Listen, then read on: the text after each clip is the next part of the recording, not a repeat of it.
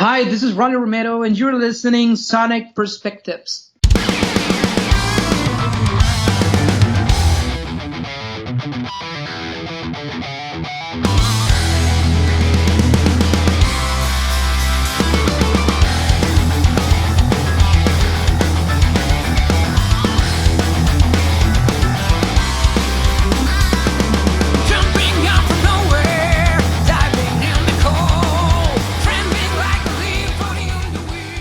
Hello everyone, and welcome to another interview of Sonic Perspectives. Today I have the pleasure of speaking with the incredibly talented singer Ronnie Romero. Ronnie, how are you doing? Fine, thank you. How are you? Good, man. We have a million things to discuss today in a short amount of time, but let's talk first about the SUNSTORM release. First of all, how did you get involved with SUNSTORM? Well, I just got the call from the record label because they were looking for a replacement for Julian Turner, and they said if he offered me the job, So yeah, it was really easy, because I'm a huge fan of SUNSTORM. It's one of my favorite Frontiers projects from the beginning, so I was really apt to do it from that time. Okay. First two songs that were revealed, the title track and Swan Song, are incredible. I don't know if you agree, but I found this album to be very uplifting. Yeah, absolutely. Actually, that was the idea. That was the, it's great because at the end we just found a way to fit the melodic music, some AOR elements, obviously, with the classic rock and the hard rock music from Deep Purple and Rainbow. So I think it's gonna be a great mix for the fans to listen this album. Yeah, well, as a fan of all 80s metal, it's a perfect album for me, I would say. Yeah, but I think, for example, on Born Again, you sing about only love being able to cure the world. So, like you said, it's a very uplifting album in a time when humanity is struggling with isolation. I think nowadays, at this time, the hard times we're living, musicians we need to get the responsibility to bring positive messages to the people, Mm-hmm. I think it's enough of the apocalypse. Yeah, absolutely. There was a time to do it, but that's enough. Yeah, let's leave that to the real world, right? Yeah. So yeah. Actually, people, I think they really want to listen to something positive, and then somebody to tell them that we're gonna get through this. Yeah, and I like how you change the way you sing depending on what the song asks. On I Found a Way, for example, you sound almost like David Coverdale a little bit. Actually, I took this as a challenge because, sometimes musicians, especially the singers, we really want to prove ourselves and to prove to the people that we can do something different out of the comfort zone you normally do. Like in my case, the people know me as a heavy metal singer. So I really wanted to prove that I can sing something different than just heavy metal. And actually for me it was even more challenging because I just grew up listening AOR bands and classic rock bands from America like Boston and Kansas with my father. So to me there was a huge task and challenge to sing in this record. Right.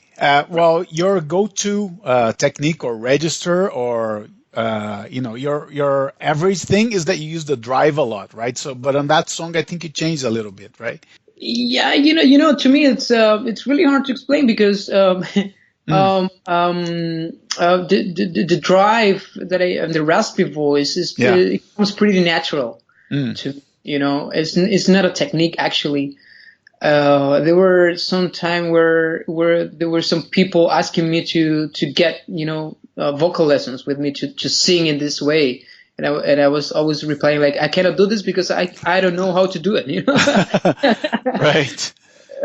So it's obviously this drive element is always there, but I tried to make it in a different way this time with this record because it's more melodic and actually the vocal production, even on the backing vocal side, it's totally different from the things that I did before. Okay.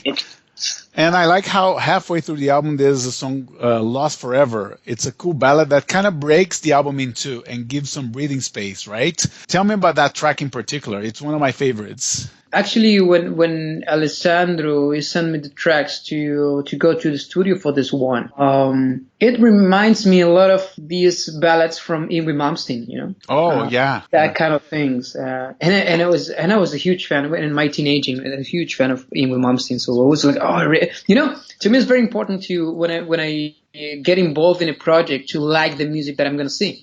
Mm-hmm. That's the main element to get involved in a project, actually. So yeah, when I listened this ballad, I was okay. I really want to sing this one, and I think we did it in the right way. And as you say, there is a break point for the listener in the record when you're listening to the first songs in the first half of the record, and there is a lot of energy there. And then you have the ballad, and then you have the more melodic songs at the end. Yeah. Another favorite of mine is Here for You Tonight. I think it's because of the 80s influence, which is a little bit more apparent on that one. Yeah, absolutely. Yes. Yeah. I mean, the second half of the record is more in the AOR style, and I think it will be very entertaining for the people to listen. I hope so too. Yeah, it was for me, and I think I approached this album without any preconceived notion. I didn't know SUNSTORM before, and I listened to it with an open ear, so to speak.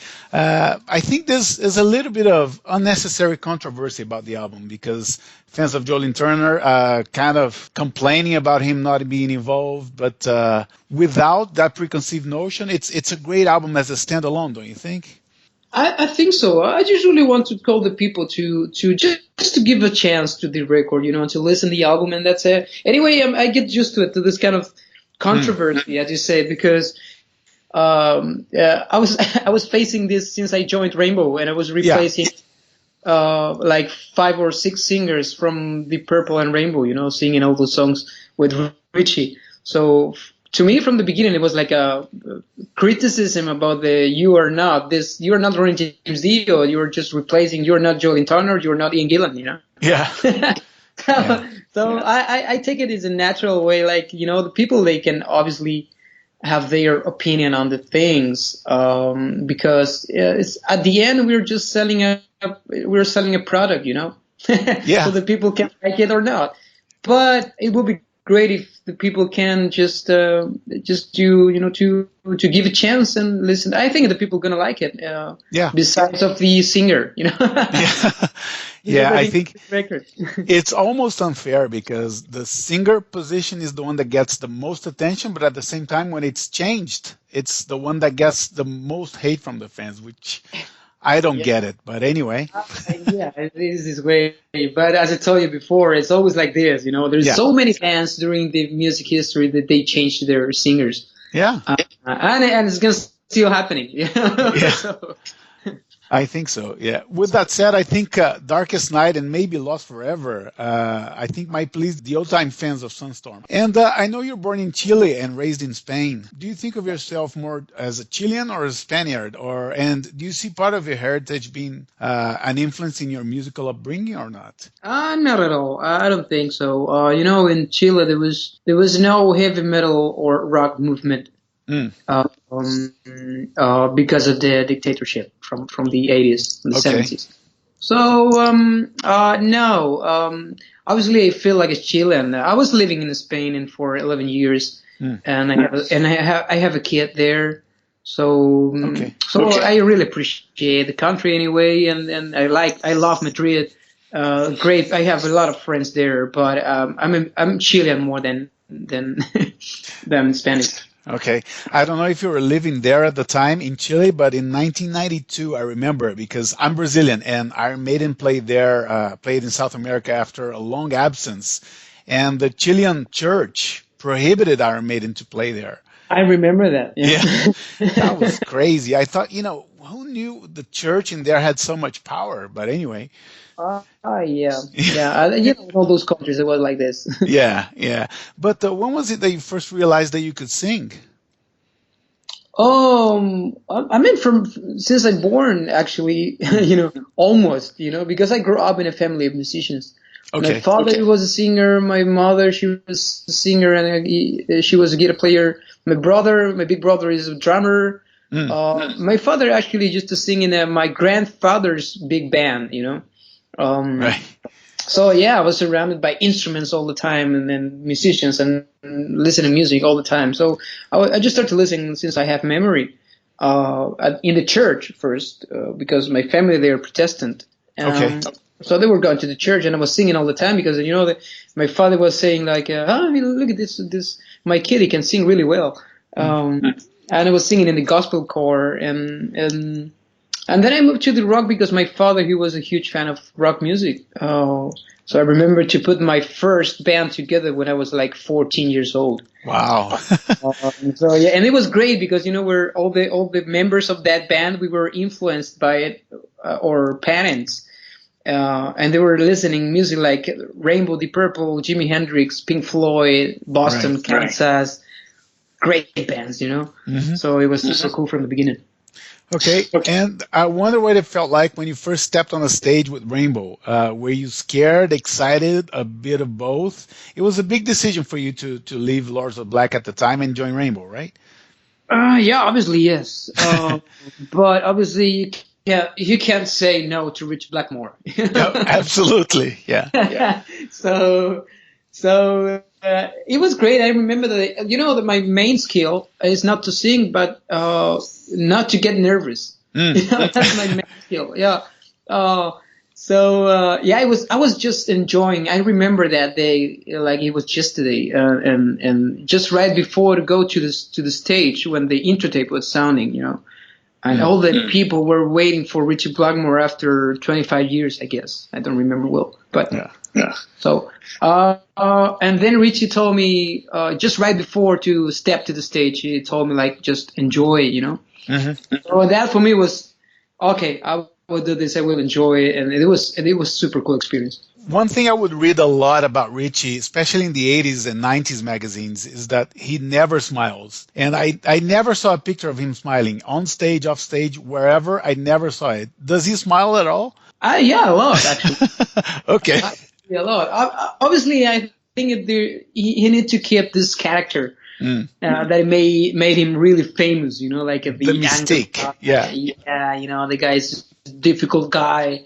But it's a kind of a shell that he put between the outside people, the people outside from the band, and but in the band is totally different. He's a really nice guy.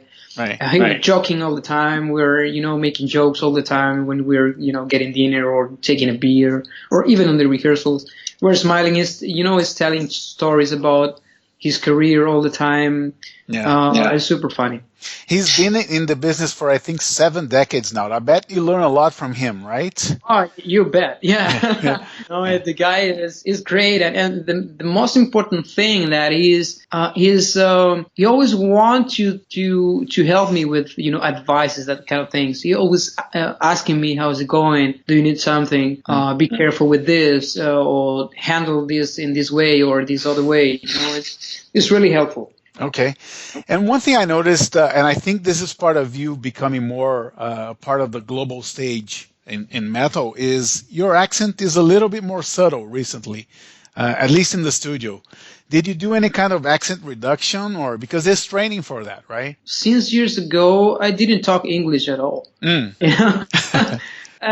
it was funny because the first meeting that I had with Richie, I didn't talk English at all at that time. Wow. So I was talking like I was living in the jungle like Tarzan, and then it was and sign language. I was telling him like my first meeting with him personally, it was like, I'm really sorry because I don't talk English at all, and he understood, and we understood each other at the time. And then suddenly, obviously, you started to work with all these people from Europe and mostly Germany and UK, and with the Americans when I go to Richie's house because he lives in New York, and actually lives in Long Island. It's kind of a natural training, I guess. So you get adapted to different accents, and obviously you lose your own accent at least. Yeah. Taking a sidetrack now, and speaking of other endeavors that you're involved with, you recorded one of my favorite albums of last year, Vandenberg's 2020. It's a shame that you can't tour with him right now. Yeah, it is a shame, but shit happens. You have to make choices, right? Yeah. Yeah. I think you were handed the task of singing all the Microshanker catalog now, covering a wide range of styles, yeah? Oh yeah, Yeah. yeah. How do you prepare for that? I mean, there's so many eras of his output to cover. As Michael said, one of my skills is to have the ability to copy other singers. He was telling you can sing everything. Mm, I said, yeah, I don't know. I think actually I'm not a good singer. I just can copy other singers. mm. But yeah, I think it's gonna be great to have the chance. Obviously, first of all, to have the honor to be the only singer on the tour. Yeah. That didn't happen in a long time, Yeah. for Microshanker. He was Yeah. bringing a lot of singers. So yeah, and I need to cover all the huge catalog from Microshanker, and not only Microshanker, but Scorpions, and then UFO. Yeah. So it's gonna be funny. I just need to get my ginger tea and be prepared. Yeah, and rest your voice. I mean, you're resting it now because you're not touring, but there's Yeah. got to be plenty of rest between shows, right? I guess. Yeah. Yeah. Actually, we have scheduled a tour at the end of this year, and it's gonna be at the. I mean, by now is about 30 shows around Europe. Wow. Yeah. So in a month and a half, I think. So yeah, it's gonna be interesting. Yeah. Yeah. Tell me about Laws of Black. You left the band and then you came back, and last year you released the Alchemy of Souls Part 1. What is the plan for Part 2, if any? I don't think it was clear if there was a Part 2 in the works or not. Oh, actually, the part two is already recorded. Oh, okay. Okay. Yeah, because Tony he conceived the Alchemy of Souls concept Mm. as a whole, So then he obviously needed to split in two albums because there were too many songs. So yeah, the album is just recorded, and then I think it's gonna be mastered like in a couple of months, and then Frontier's gonna decide when to release it. Okay. And on yet another project, I read somewhere that you, Mike Turan, and Magnus Carlson have plans for a new Ferryman album. We have solid plans. Actually, Okay. actually, Hmm. I should be on the studio in a couple of weeks to Oh, record the third part of the Ferryman. that's great to hear. And so, what can you tell me about live dates? We touched on Microshanker, the plans. What else is there in the cards for you? And actually, nothing else so far. We are just waiting for the confirmation that we can make the tour. Nowadays it's really hard to properly set the plans because every day the rules are changing because of the COVID. Yeah. Yeah. So we're just waiting. So far, the tour is going to happen. And then probably for the next year, we're going to plan a tour with Lords of Black to support the releases. Okay. And with SUNSTORM, I mean, this is a new lineup. It's stronger than ever with a great album. Is there any chance that you guys do a live show or a mini tour of some kind or not? Absolutely, yes. We are really apt to do it because, I know the guys since many years. Alessandro, I met him like 5 years ago, and with Simo, he was doing the mixing for the first Ferryman album, actually. Okay. So yeah, we have a good chemistry together, and we have plans to make something if the things change in a good way because of the COVID. We are able to make some live shows possible. Okay, I'll keep my fingers crossed. And I mean, I live in Canada now. I know there's a slim chance of you touring here, but I hope I get to see you live here someday, man. Yeah, that would be great. Yeah. Okay, Ronnie, this has been an absolute pleasure. Thank you so much, and I hope to hear more from you later in the year. My pleasure. Thank you very much. Thank you, man. Take care. Bye-bye. Okay, everyone. Thank you for tuning in, and I hope you enjoyed this interview with Ronnie Romero. The interview is available on many formats: YouTube, iTunes, Stitcher, Google Podcasts, and iHeartRadio. Also, please follow us on Twitter and Facebook, and subscribe to our YouTube channel. Let's wrap it up with Swan Song from SUNSTORM's new album, Afterlife. Stay safe, and see you next time.